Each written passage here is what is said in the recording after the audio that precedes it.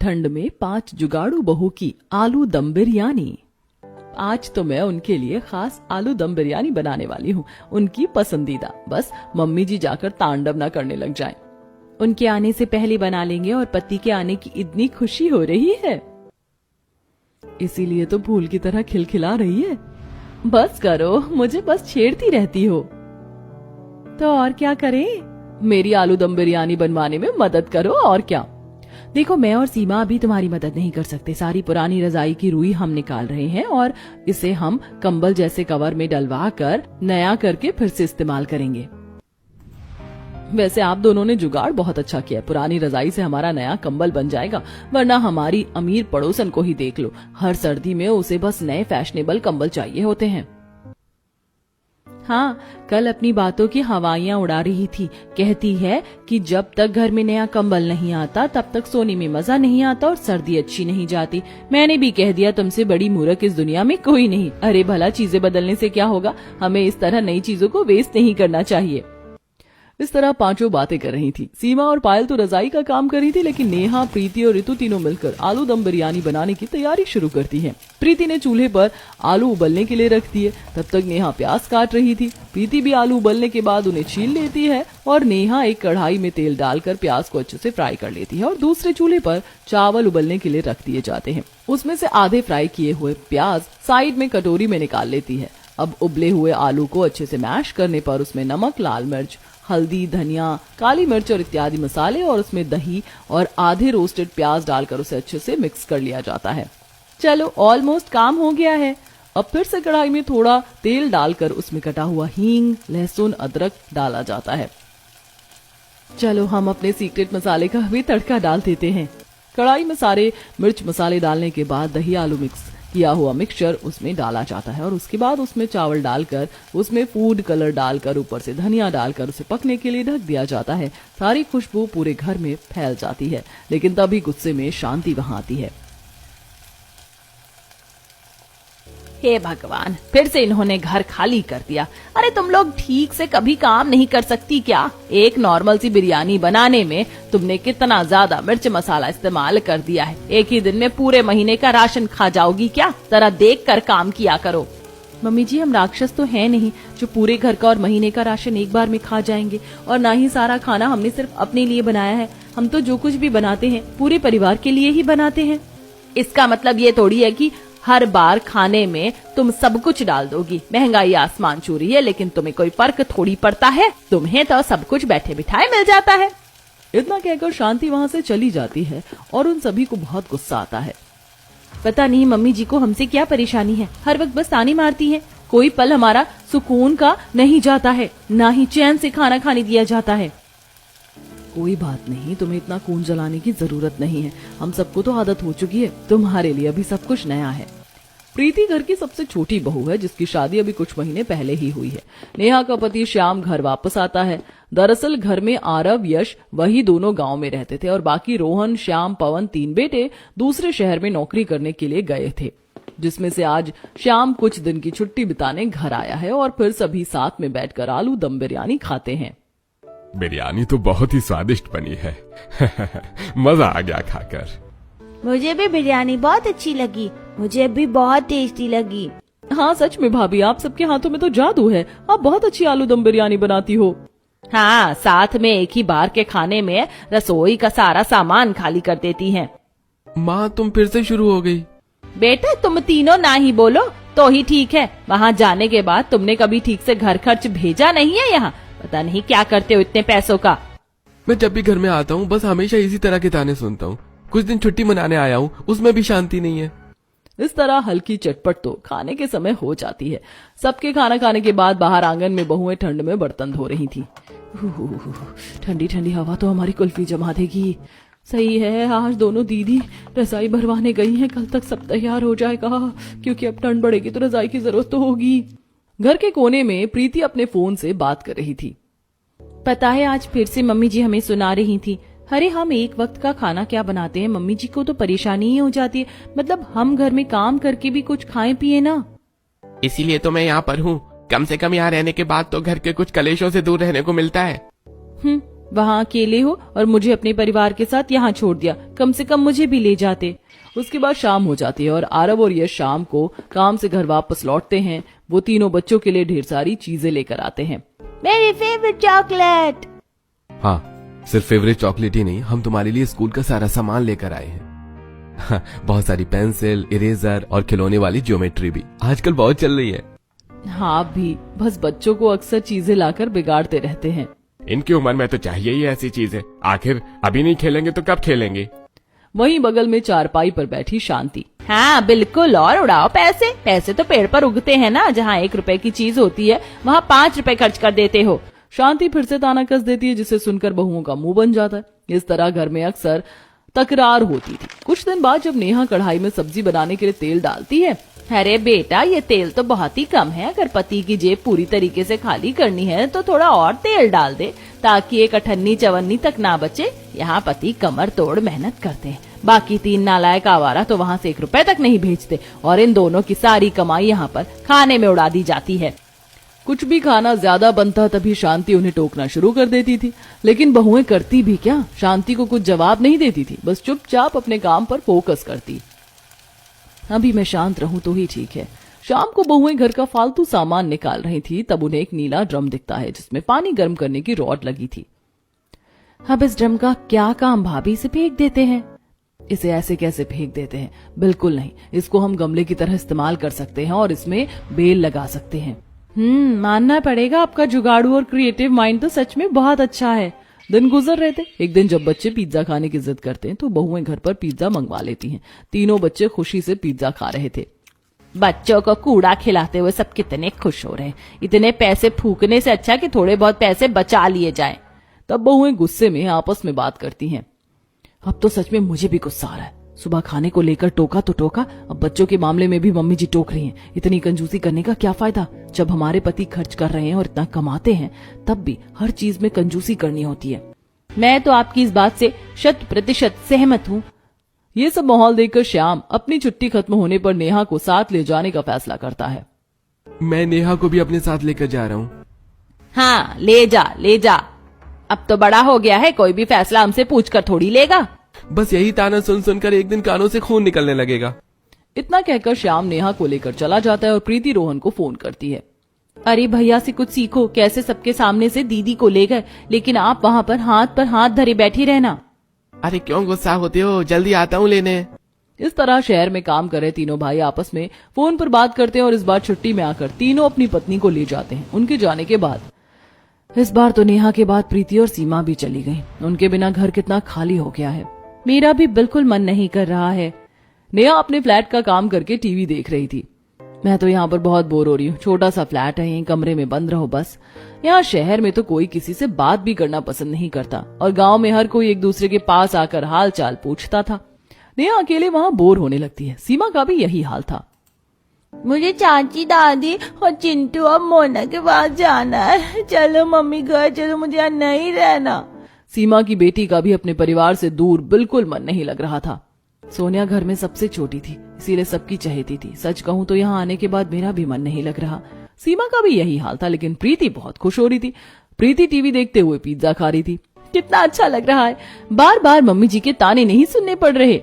1-2 दिन तो प्रीति को अच्छा लगता है क्योंकि उसे अपनी मर्जी की आजादी मिल गई थी, लेकिन धीरे धीरे प्रीति भी बोर होने लगती है। एक दिन तो उसे बुखार हो जाता है। हे भगवान, यहाँ अकेले हालत खराब हो रही है। मुझे सबकी बहुत याद आ रही है। वहाँ जब मेरी तबीयत खराब होती थी तो कैसे दीदी मेरा अच्छे से ध्यान रखती थी। यहाँ कोई पूछने वाला भी नहीं। इतना छोड़ो, उनके हाथ का जायकेदार खाना भी मैं बहुत मिस कर रही हूँ, और मेरी नंद की चटपटी बातें भी, जो पूरे गाँव की खैर खबर हमें बताती थी। बुखार से प्रीति का बदन टूट रहा था। उसे भूख लगती है तो रसोई में चाय बनाने जाती है तो देखती है दूध खत्म है। प्रीति बगल वाली पड़ोसन का दरवाजा खटखटाती है। स्नेहा दरवाजा खोलती है। माफ करना, मैं आपको परेशान कर रही हूँ, लेकिन घर में दूध नहीं है। क्या मुझे थोड़ा दूध मिल सकता है, या आप मेरे लिए दुकान से दूध ला सकती हैं? मुझे बुखार है, मेरी नीचे तक जाने की हिम्मत नहीं है। माफ करना, लेकिन मेरे पास इतना फालतू समय नहीं है। मैं बहुत जरूरी मूवी देख रही हूँ। अगर आपको इतना जरूरी है तो आप ऑनलाइन मंगवा सकती हैं या अपने पति को बोल सकती हैं। लेकिन प्रीति आगे कुछ बोल पाती, उसकी बात को बीच में काटते हुए स्नेहा मुंह पर दरवाजा बंद कर देती है। पता नहीं कहां कहां से आ जाते हैं। प्रीति भी गुस्से में वापस अपने फ्लैट में आ जाती है। सच में यहाँ के लोग कितने ज्यादा बदतमीज हैं। कोई किसी की मदद नहीं करना चाहता। हरे गांव में तो दूसरे शहर से भी लाकर कोई सामान दे देते थे, ये नीचे दुकान तक नहीं जा पाई। घर से ही थोड़ा दूध दे देती। मुझे ऑनलाइन मंगवाना थोड़ी आता है। अगर मुझे आता तो मैं इस खड़ूस लड़की को क्यों बोलती। वहां जाने के बाद तीनों को बहुत कुछ फेस करना पड़ता है, इसीलिए हफ्ता 10 दिन बाहर रुकने के बाद तीनों घर वापस आ जाती हैं। दीदी, रिया, मेरे बच्चों, मैंने सबको बहुत मिस किया, यहाँ तक कि मम्मी जी के तानों को भी बहुत मिस किया। अरे अरे, तुम तो घर आने के बाद कुछ ज्यादा ही खुश हो रही हो, लेकिन वहां जाने के बाद तो तुमने कहा था कि तुम्हारा बहुत मन लग रहा है और तुम वापस नहीं आना चाहती। वो तो बस दीदी 4 दिन की चांदनी थी, तो 5वां दिन होते ही ढल गई।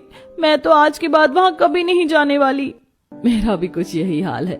मैं वहां जाने के बाद बहुत ज्यादा बोर हो गई थी, और मुझे तो बोर होने के साथ साथ सोनिया का बहुत ज्यादा ध्यान रखना पड़ा। बेचारी सबकी याद में हर रोज बहुत रोती थी।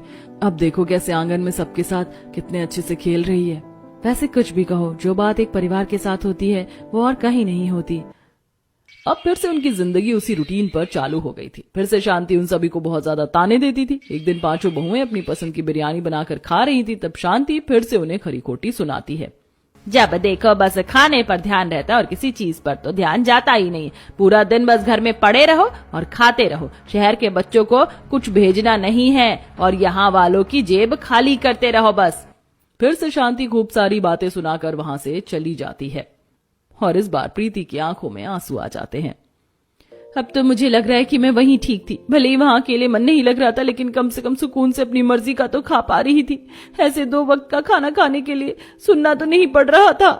मुझे तो समझ नहीं आता मम्मी जी हमेशा हमें इतने ताने क्यों देती हैं।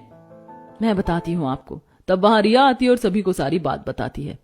दरअसल भाभी, मम्मी की ऐसी आदत इसलिए बनी क्योंकि घर में हम 6 बच्चे और कमाने वाले सिर्फ हमारे पिता थे। मम्मी ने बहुत कष्ट वाले दिन देखे जब पापा की तनख्वाह से पूरे घर का खर्चा और हमारी पढ़ाई का खर्चा निकलना होता था। तब से मम्मी ने कंजूसी करना ज्यादा किया और बस हर चीज को बिल्कुल बारीकी से करना शुरू किया। मुझे आज भी याद है वो दिन जब मम्मी पापा अपनी जरूरतों को मारकर हमारी इच्छाएं पूरी करते थे। 5 बहुएं रिया की बात को ध्यान से सुन रही थी। इतने बड़े परिवार का खर्च निकालना महंगाई में बिल्कुल आसान नहीं था। मम्मी पापा चाहते थे कि हम सभी भाई बहनों की अच्छी पढ़ाई हो।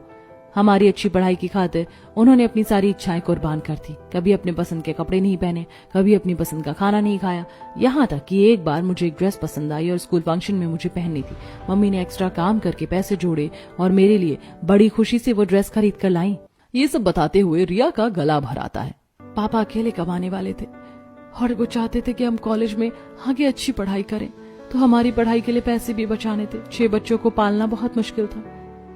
मम्मी ने भी टिफिन पैक करना और शाम को ठेला लगाना सब किया और इतनी कंजूसी की, तभी आज हम सब जिंदगी में कुछ कर पा रहे हैं। भाभी, मैं मानती हूँ कि मम्मी कभी ज्यादा कह देती है, लेकिन मम्मी दिल की बुरी नहीं है। बस ऐसा करने की मम्मी की आदत हो गई है। 30 साल पुरानी आदत इतनी आसानी से नहीं जाएगी। हमें उन्हें थोड़ा समय देना चाहिए।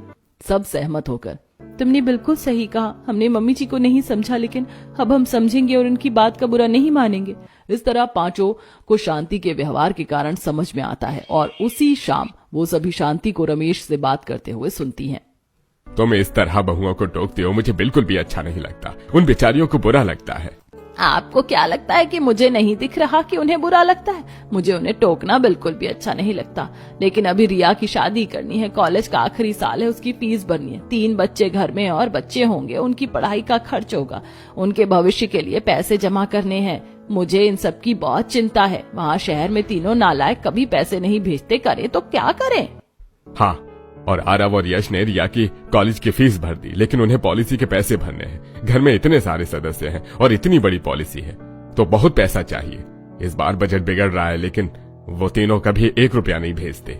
ये सब सुनने के बाद 5 वहां से जाकर, देखा जाए तो मम्मी जी को सही मायने में घर की बहुत चिंता है। भले ही हमारी सारी जरूरतें पूरी होती हैं, लेकिन अभी बहुत सी जिम्मेदारियां निभानी बाकी हैं। बिल्कुल, 6 बच्चों को पढ़ाया लिखाया और 5 की शादी कर दी। उन्होंने कितना कुछ सहा और किया है। और हमारे पति वहां जाने के बाद कितना बदल गए हैं। अब हमें कुछ करना होगा। हम उनसे फोन करके कहेंगे पॉलिसी के पैसे भेजने को। अब तीनों अपने पति को फोन करती हैं। आपको पॉलिसी के पैसे भेजने होंगे, आखिर उसमें हमारा भी हिस्सा है, तो भैया ही सभी के लिए पैसे क्यों दे? आपको पता भी है सोनिया की स्कूल की फीस भी वही भरते हैं, तो क्या हमारा इतना भी फर्ज नहीं है कि हम घर में सहारा दें? दूसरी तरफ नेहा भी अपने पति को समझाते हुए, सबने हमारे लिए इतना कुछ किया, क्या हमारा कोई फर्ज नहीं बनता उनके लिए कुछ करना? अगर मम्मी जी ने ताना दिया तो इसमें उनकी क्या गलती? अगर हम अच्छे से अपना फर्ज निभाएंगे तो हमें ताना नहीं मिलेगा। इस तरह परिवार की डोर संभालने के लिए पांचों बहुएं मिलकर सिचुएशन को संभालने की कोशिश करती हैं। पॉलिसी के लिए शहर वाले बेटे पैसे तो दे देते हैं, लेकिन उन तीनों के पति उन्हें वापस अपने साथ शहर ले जाना चाहते थे और वो तीनों वापस नहीं जाना चाहती थी।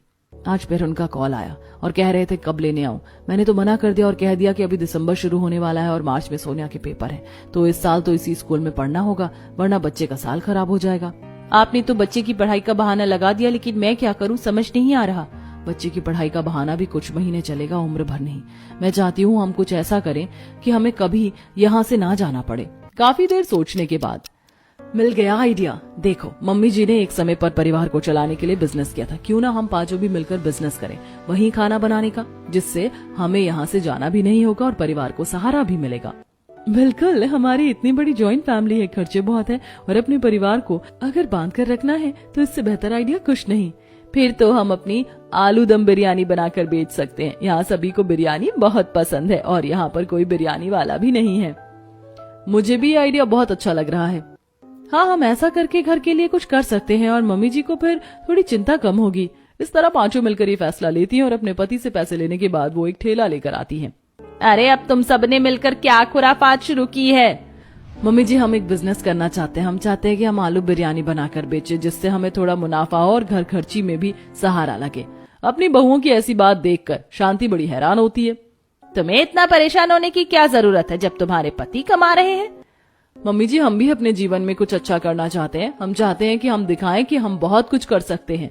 हालांकि शांति को दिल से बुरा लगता है कि उसकी बहुएं बाहर जाकर काम करेंगी। वो उन्हें सच में परेशान नहीं करना चाहती थी, लेकिन उनकी लगन और जुनून देखकर वो उनका हौसला बढ़ाती है। एक जमाने में मैंने भी काम किया था अकेले, लेकिन तुम 5 हो। तुम मिलकर चाहो तो बहुत कुछ कर सकती हो। अगर तुमने कुछ करने का फैसला किया है तो कुछ इतना बड़ा करना कि तुम्हारा नाम रोशन हो जाए। अपनी सास को इतना सपोर्टिव देखकर पांचों हैरान हो जाती हैं और उन्हें और हिम्मत मिलती है। बस फिर अगले ही दिन पांचों अपने ठेले पर सारा सामान लेकर आलू दम बिरयानी बेचने निकल जाती हैं। आलू दम बिरयानी लो, सर्दी में गर्मा गर्म बढ़िया बढ़िया आलू दम बिरयानी खाओ। एक बार खाओगे बार बार आओगे।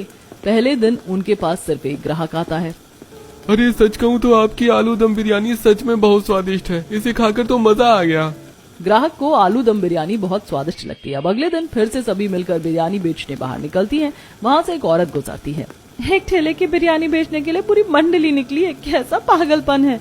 मजाक उड़ाकर वो औरत वहाँ से चली जाती है। वैसे एक ठेले पर हम 5 एक साथ आ गए, मिलकर काम करना चाहिए, लेकिन ऐसी मूर्खता नहीं। मेरे पास एक आइडिया है। हम 5 हैं तो हम क्यों ना 5 अलग ठेले लें और अलग अलग जाकर बिरयानी बेचे। इस तरह हमें 5 गुना मुनाफा होगा। ये आइडिया तो बहुत ही कमाल का, फैंटास्टिक है। इस तरह पांचों ही 5 ठेले खरीदकर अलग अलग जगह पर जाकर आलू दम बिरयानी बेचना शुरू करती हैं और पांचों को ही बहुत मुनाफा भी हो रहा था। मुझे तो यकीन नहीं हो रहा कि हर किसी को हमारी आलू दम बिरयानी स्वादिष्ट लग रही है। मेरी आज भी बहुत अच्छी कमाई हुई। मेरी भी आलू दम बिरयानी तभी बिक गई थी। कल से एक्स्ट्रा सामान लेकर जाऊंगी। मुझे खुशी है कि तुम सबको अपने काम में अच्छा लग रहा है। अब पांचों अपनी कमाई के कुछ पैसे शांति को देती हैं। नहीं बेटा, मैं तुम्हारे पैसे नहीं ले सकती, तुमने बहुत मेहनत से कमाए हैं। मम्मी जी, क्यों नहीं ले सकते? आप घर की बड़ी हैं, आपको हमसे बेहतर पता है कि घर खर्च कैसे चलाना है। अब से आप जैसा कहेंगी हम वैसा करेंगे और आप चिंता मत कीजिए। हमने आपको आधे ही पैसे दिए हैं और आधे पैसे हमने बिजनेस फ्यूचर के लिए बचाए हैं। ये सुनकर शांति को बहुत अच्छा लगता है और वो पैसे लेकर उन्हें तिजोरी में रख देती है। ये पैसे भी तुम्हारे भविष्य में ही काम आएंगे। ऐसे ही दिन गुजर रहे थे। एक दिन, भाभी क्या आप मेरे साथ काम से कॉलेज चलोगी? हाँ बिल्कुल, नेकी और पूछ पूछ।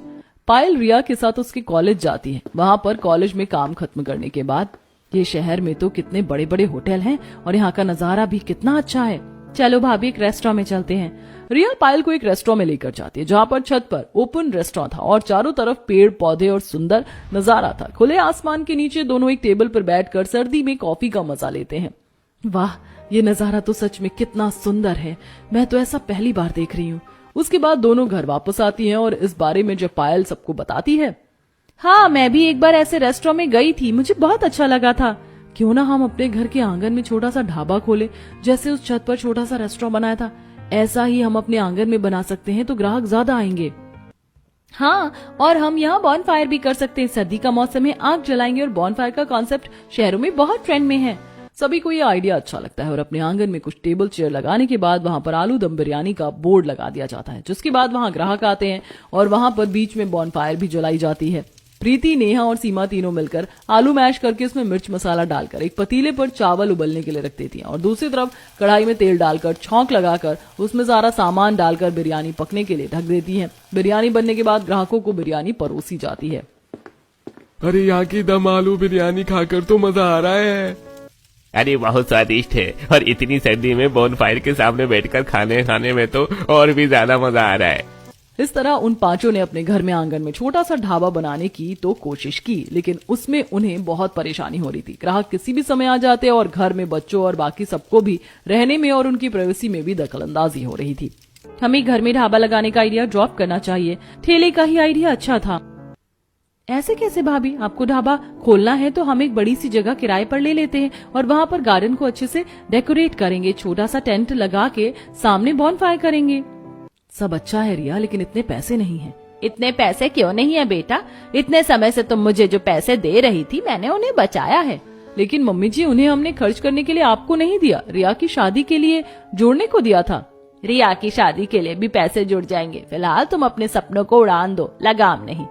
उनके पति भी उन्हें सपोर्ट करते हैं और सभी की सपोर्ट की मदद से पांचों मिलकर 2 फ्लोर की आंगन के साथ बिल्डिंग रेंट पर लेते हैं।